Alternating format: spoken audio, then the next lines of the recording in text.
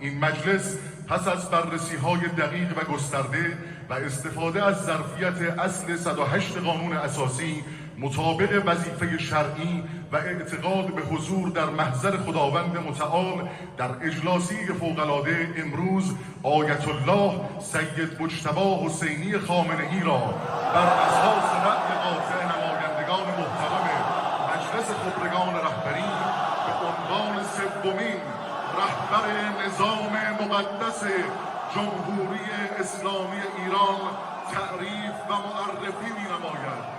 همه با هم یک صدا الله اکبر.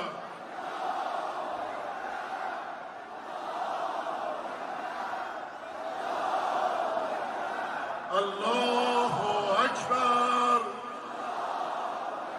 خوری که در رگ ماست هدیه به رهبر ماست. خوری که در رگ ماست هدیه به رهبر ماست.